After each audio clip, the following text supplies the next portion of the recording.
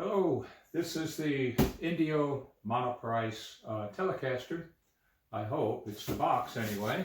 Let's open it up and see what we've got.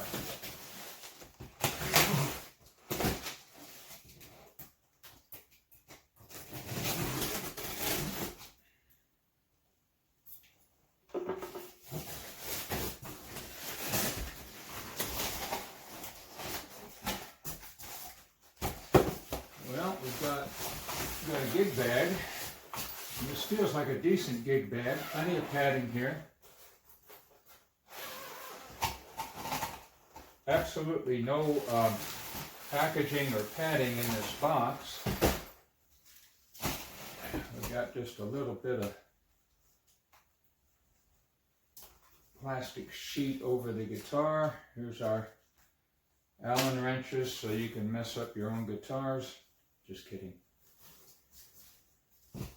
And now I bought an Indio bass about a month earlier, and I made a mistake when I took it out of the box. I didn't inspect it carefully. And I guess 2 weeks later, 3 weeks later, I look and there's a big old gouge in the bottom of the body on the edge.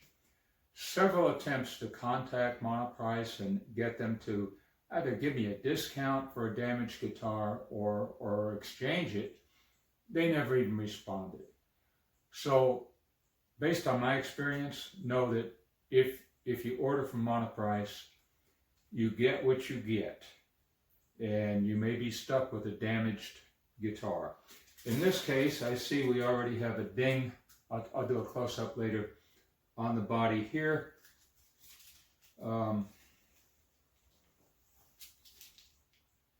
Got a couple of flaws in the finish here. It looks like stains, little round stains that look kind of awful. Other than that, it looks all right. I'll take the paper off the strings. We'll get it on the bench and take a closer look.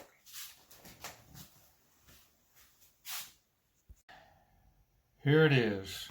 I'll do close-ups of these flaws later. Probably with the magic of video editing, I could probably splice them in now, so I'll do that. Okay, first thing we want to do is tune the guitar, because we need the right tension on the strings to do our measurements. So let's get that out of the way.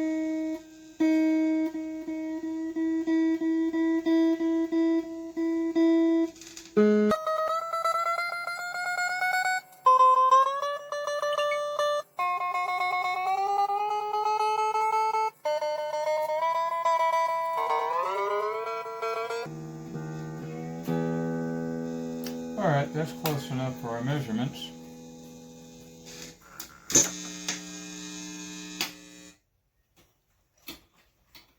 I'll start with relief. Capo on fret 1. And if I can get my little scale out here, my camera tripod's kind of blocking it. And let's see, with the capo on fret 1, I'll fret the highest fret up at the body. I'll check measurement on the 7th fret, and I'm looking like 14, 15 thousandths on low E. Let's see if we have a twist. Very slight twist, 10 thousandths on high E. Because I don't want to back bow on high E or even get close to it, I'm going to leave it a little bit much on low E at 14 or 15 thousandths. Next thing I want to do is check my nut slots.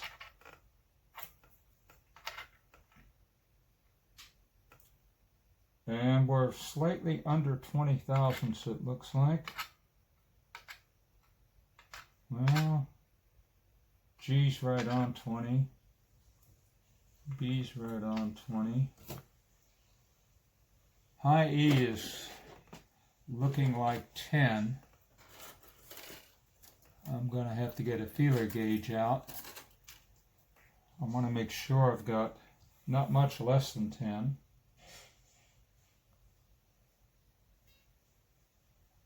All right, I'm good at 10. My feeler gauge moved freely. It's 10 thousandths diameter string, moved freely underneath, so my nut slots are good. It's kind of unusual for a new guitar. They're usually a little too high and I have to file them down. Let's get the capo back and check our string heights.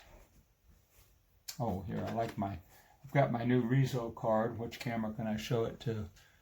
I like this better than the Baroque. I don't know if that's showing up well. Okay. Anyway, I like this for string measuring. Holy cow. I got 120 thousandths, maybe 125. That's about double the string height we should have on the low E side. Okay, we got to do every string here.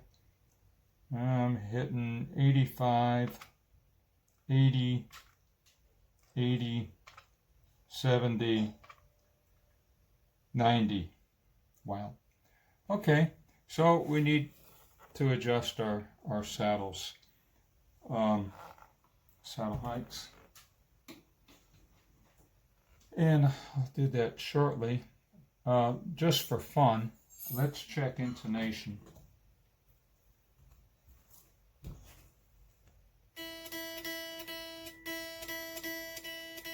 Oh, let me plug it in here so you can hear what I'm doing.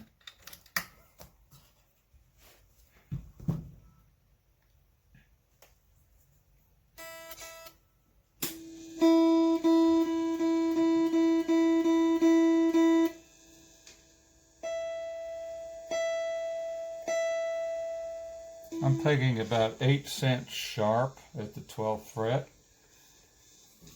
Beginners would be up here at the cowboy area. My G's not too bad because that's that nut slot that was right at 10,000. So, check pickup heights while we're here. Yeah, we're a little far away from the strings on the neck pickup low E side. High E's at 4/30 seconds. 4/30 seconds on the bridge pickup all the way across. We need to come up just a little bit on the low E side.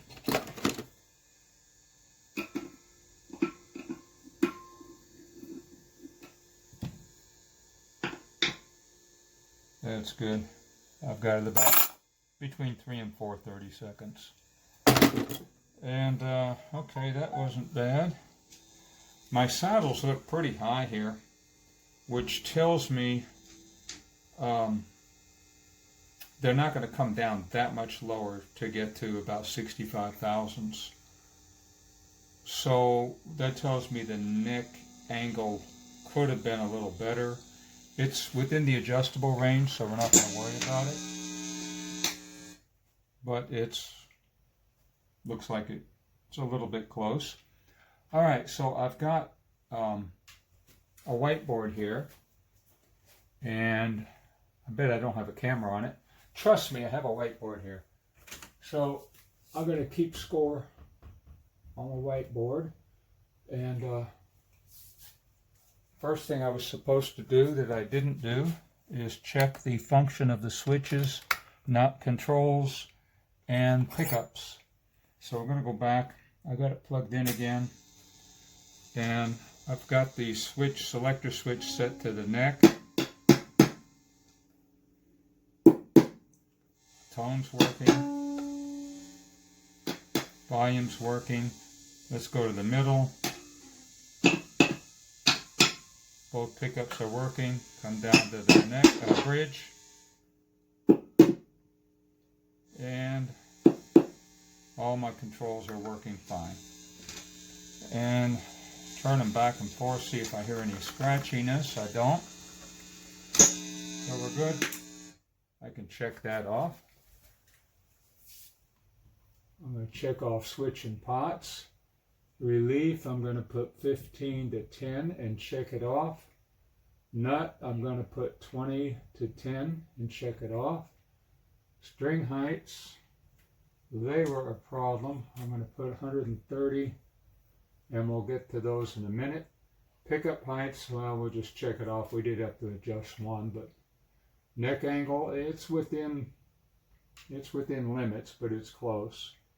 Well, we got to check fret wear. Well, should be any fret wear. Fret ends, yeah, they are sharp, sharp, sharp. You could slice meat with those fret ends. Let's, I use a sanding sponge on these. Be careful. You have to be careful not to scratch the body when you're up on the high frets. I found this is the fastest way and does the least amount of damage to the fretboard. Yeah, that's much better.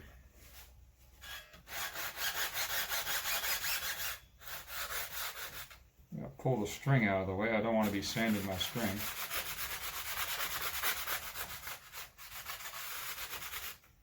I don't play up here, so I won't mess with those, and that way I don't have to worry about scratching the body. These are the frets I play on. These are spare frets. Okay, so what's next? Truss rod. Let's check. Be sure the truss rod is good. On a new guitar, it's probably not really necessary, but if you buy a used one, it's highly recommended. Got to remove the string tree to get a good shot at the truss nut.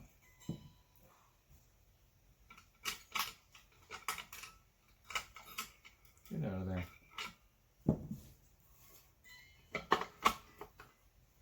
Yeah, it's a 4mm. It does turn.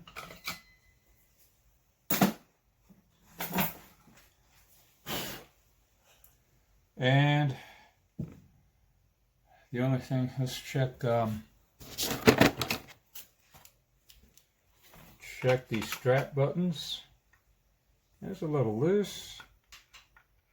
Wow, it's already stripped out in the wood. Soft wood, you got to worry about that. With it being stripped out now, you figure a little wear, add vibrations and so forth, and within a year, you might be looking at having this strap button pull out, and when you're in the middle of playing. On a Telecaster, you're probably not going to hurt the guitar much, but you could get a broken foot.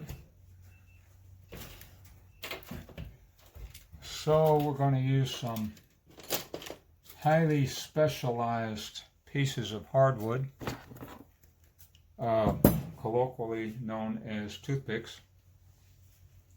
A little tight bond.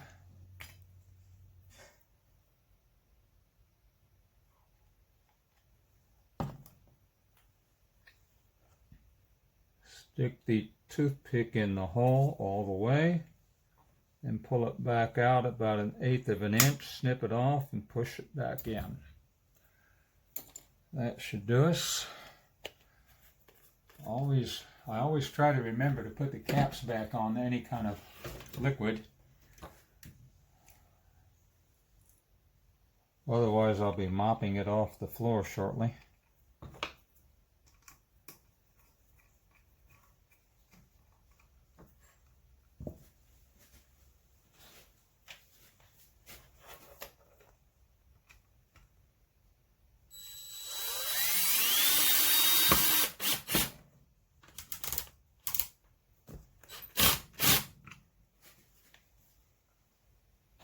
Now we got a tight grip. That should last a long time. I'm going to pull the plastic off of the pickguard. And what a lot of people apparently don't realize is most of these pickguards have 2 layers of plastic. And the second one is not as easy to notice nor to remove. But your pickguard will look a lot better if you take it off. And I'm clumsy enough at it that I probably don't want to keep the video running as I do this. There it is, see that? And now you have a nice, really shiny pickguard underneath. And I like to save my customers the trouble of having to do that, because I get guitars years old that still have this plastic sheet on them, and it doesn't look too good after a few years. Take the one off the pickup too.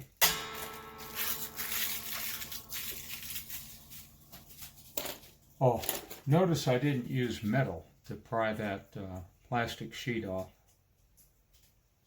You don't want to take any chances of scratching up the body more than Monoprice has pre-scratched it for you. Okay, now it's time to get those pickup heights, saddle heights fixed. I'm gonna figure this is a 16th inch, and let's see here. I'm gonna put my capo back on the first fret.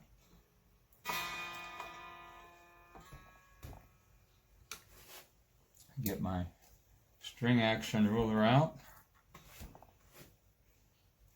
and we'll start with low E on the 17th fret is where I measure, and whoa, boy, we're high. Let's just start bringing that down. What'd they do, spray lacquer over there?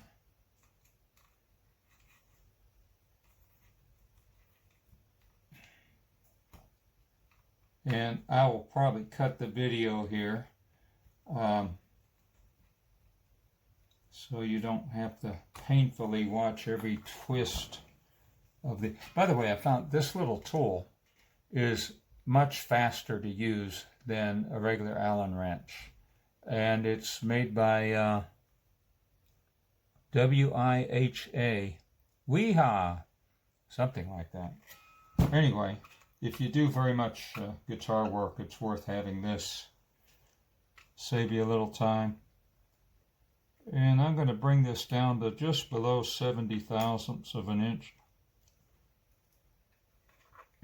And I hope all you metric people will excuse my general ignorance here,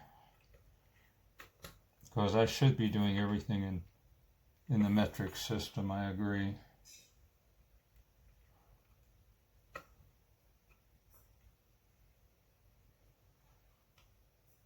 Okay, I'm down to a little below 70. I'm going to stop there and go to the next one. A string.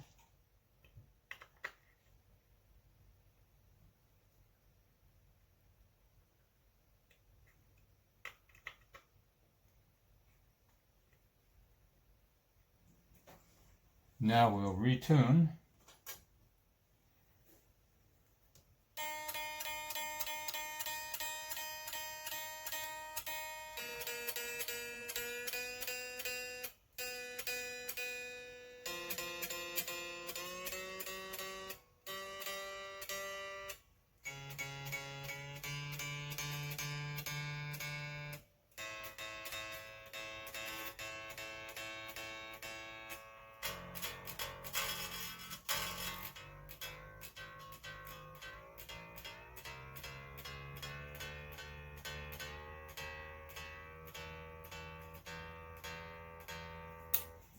And now we have the joy of stretch, retune, stretch, retune, rinse and repeat 5, 6, 7, 8 times, whatever it takes, until the tuning doesn't change more than a couple of cents.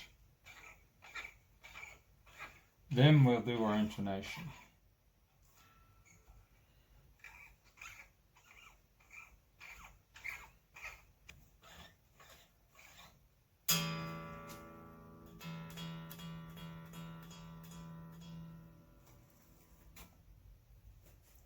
Now let's intonate.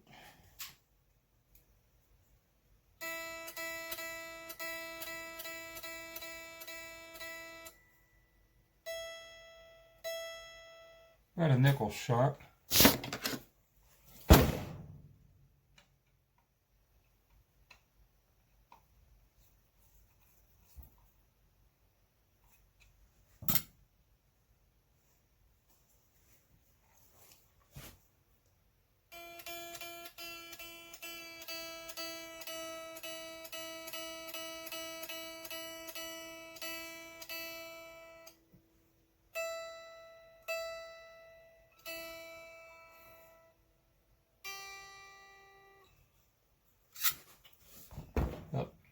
penny or two sharp.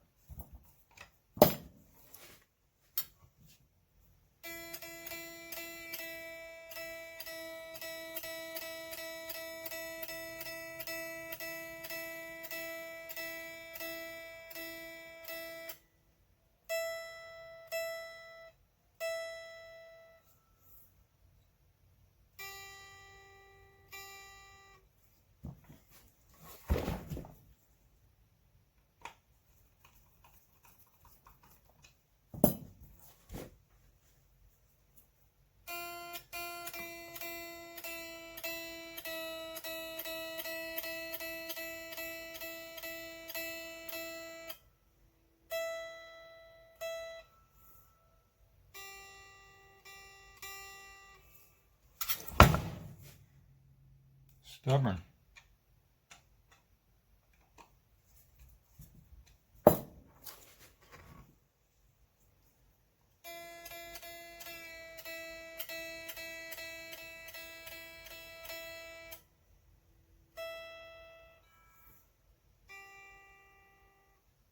That's acceptable. About 8 cents sharp on B.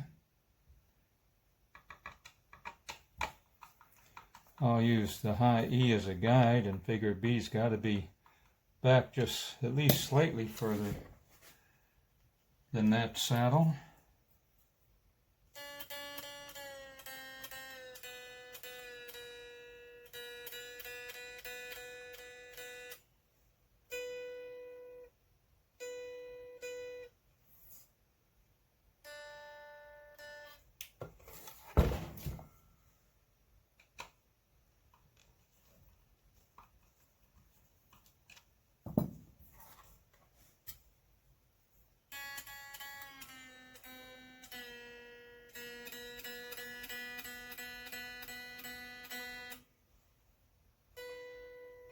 There we go.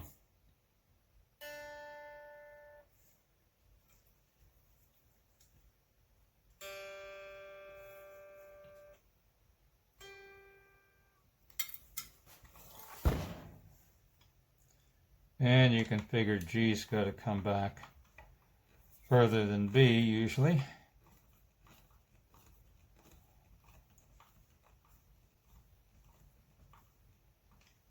Notice I didn't slack off on the tuning key before tightening. I figure I'll get the extra advantage of some extra stretching here.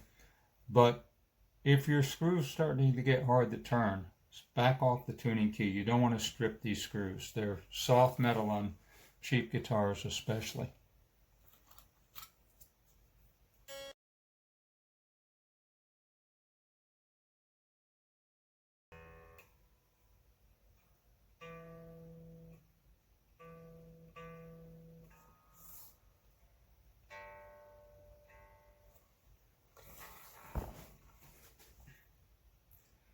Now, the problem with the low E, and this is really common, is sometimes there's too much spring.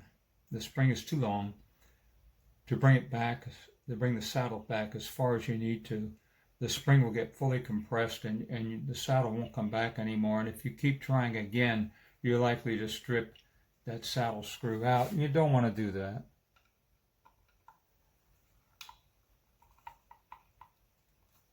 On the other hand, I really don't want to have to take it all apart, cut the spring, maybe file the screw down because the screw can be too long.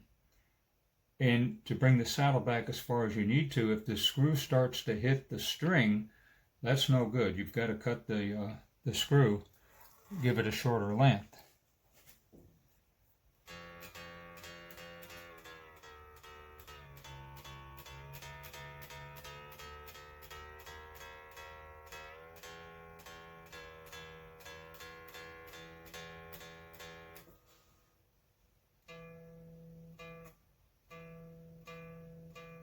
Yeah, we're not getting there. I'm 8 cents sharp.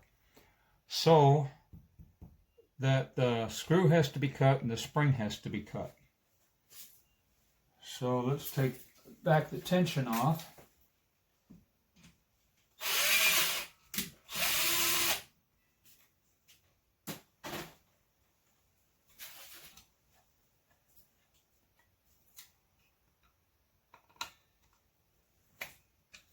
And you know, to protect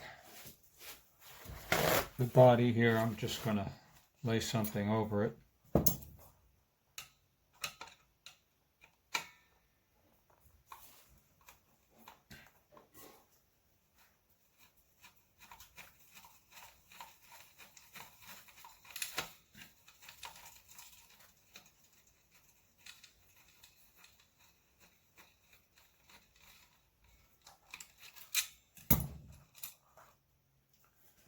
And let's see here.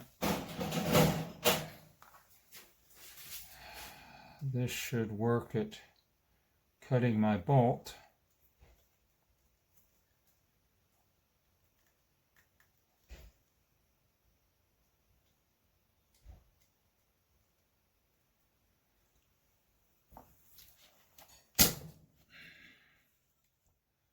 And I'll have to file those rough edges down. And then we'll cut the spring.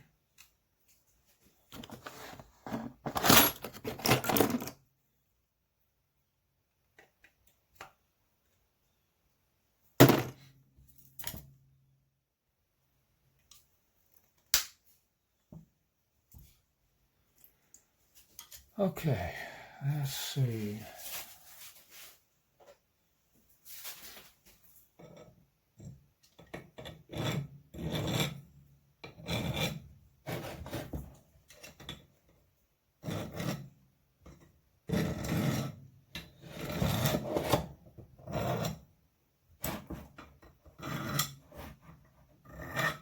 I doubt if I have any cameras that can catch that, but what I just did was file the rough edges off the end of the screw.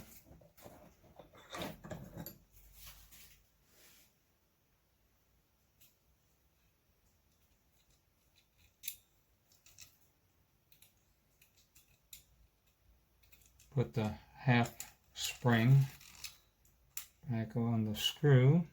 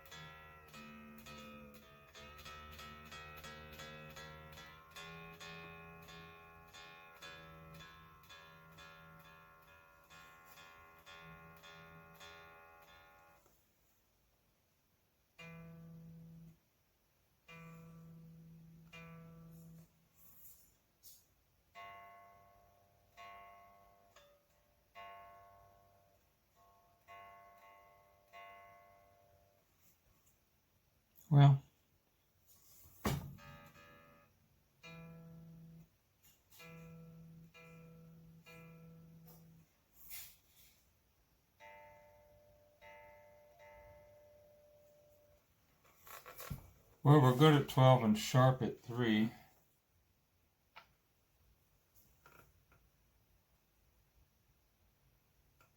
And I see now that our nut slot for low E is 30. Must have read it wrong initially.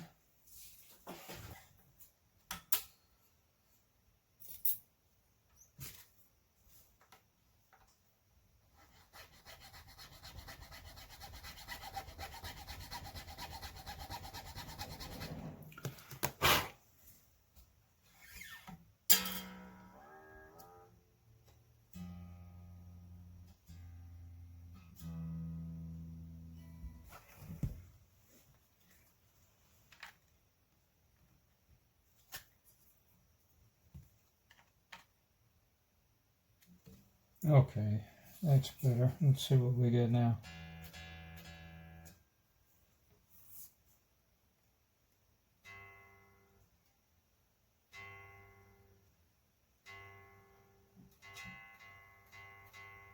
Better.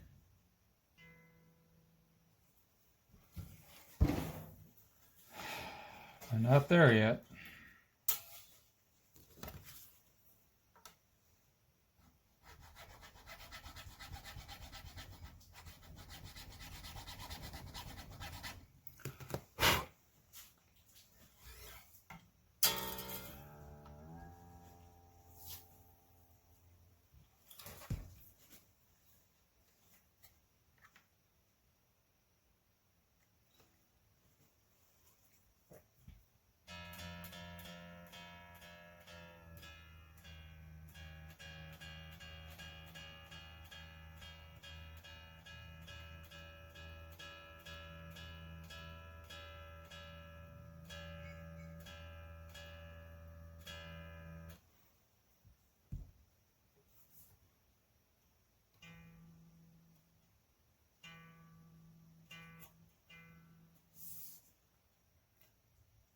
you have no more room without moving the bridge back to get that saddle back further. Now we could get rid of the spring altogether.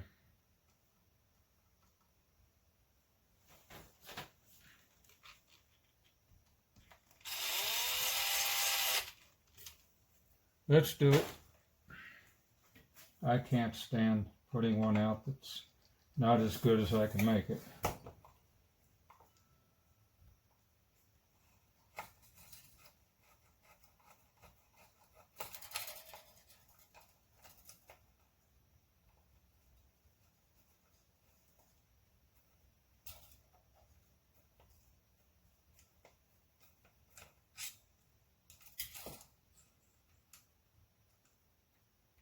That little bitty spring.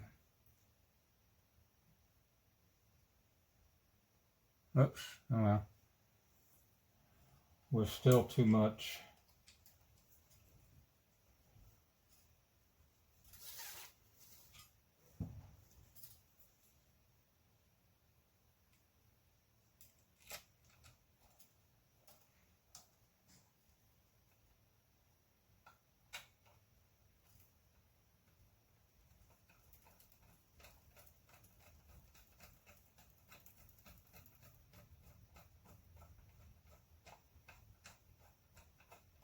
Now, if you get one of these guitars, don't think that you necessarily have to do exactly what I did and eliminate the spring altogether. They will vary. Some you have to, some you may not have to cut the spring at all. It just depends on who's running the machine that day, I guess.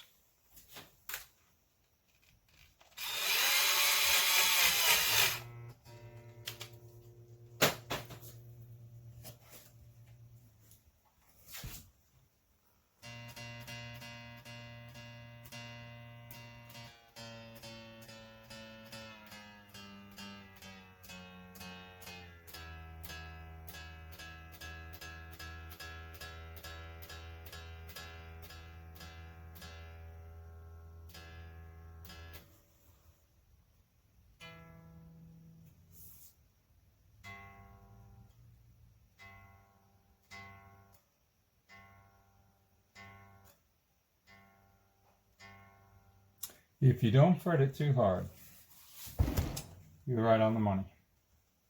If you fret them like I do with a death grip, you're going to be a little sharp. The next thing we're going to do, these string T guides just give way too much friction. It's part of the reason that Fenders can be worse than Gibsons. When you try to tune, you turn the dial, nothing happens, and all of a sudden it goes too far. Turn the knob. And that's because the strings will grab in those T's. So I like to replace them with the kind of T's that Fender puts on their American series. And I think they put them on some of the Mexican-made ones now.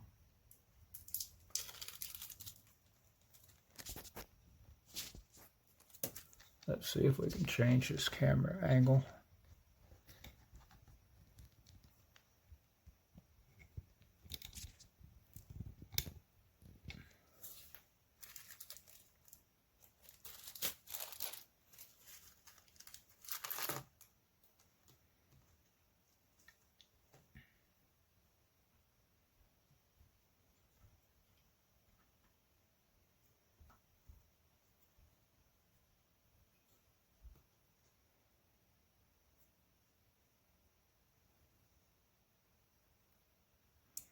And I'll cut this out, but what I do is use the existing hole for the pin guide and then drill a hole for the screw.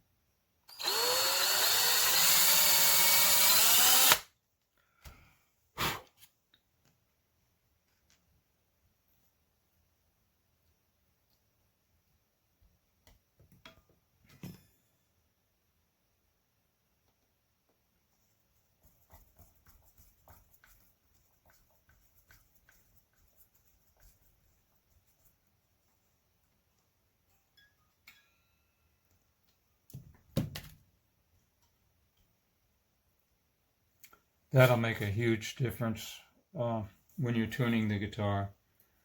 We eliminate that friction with the Fender style straight through strings going through the nut. We don't have the binding on D and G, especially that the Gibson styles have. And now we've gotten rid of this friction. So tuning should be a dream, even with inexpensive tuner keys. Okay, now that we've taken care of the uncomfortably high action and the fact that when you fretted the note, you weren't going to get the right note, we got the intonation fixed, we got the string height fixed, we cut the nut slot height corrected on that low E where it was way off. So, how good is the guitar? Just comparing it quickly to a Mexican-made Fender Player Series Telecaster, we noticed that the headstock here is pretty much unfinished. You know, it doesn't have the nice quality look. We've got speckles, stains in the finish, and we've got a ding on the back, just from opening it, just brand new out of the bag. But the guitar overall looks nice. It feels great. It's well balanced. I know when I reviewed the Harley Benton, it felt like an anchor and very unbalanced. The SX Telecaster felt like a feather. It was just lightweight. It felt like a child's guitar. This guitar feels good. And it weighed in at 7 pounds, 6 ounces. The Fender Player Telecaster weighed in at 8 pounds, 2 ounces. So we're just 6 ounces off, and slightly lighter, which I think is a good thing. The Player, of course, has a nicely finished headstock. In this case, it looks like spalted maple. The neck is beautiful, feels good. Everything about the Player Series just says quality and feels like quality. But the Player Series is what, a $700 guitar or more. So let's see what the Indio sounds like. Now keep in mind, is that amp on? Would you turn that amp on for me, please? The switch is in the back. I'm a guitar tech, not a guitar player. You'll find that out. So, I'm on the neck pickup.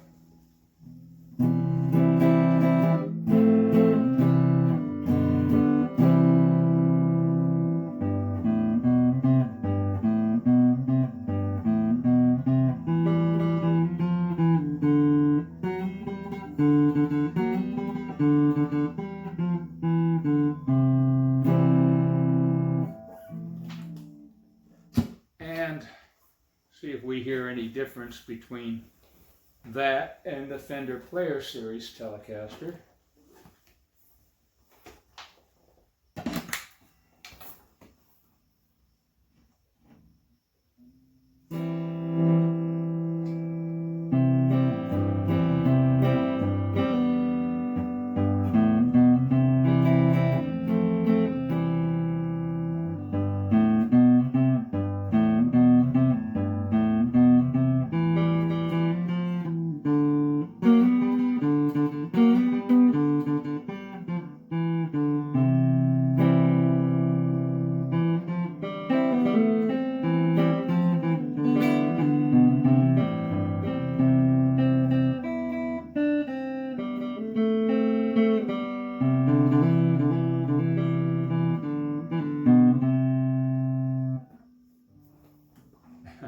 Don't blame that on the guitar, that was me. Okay, and one more time back to the Indio.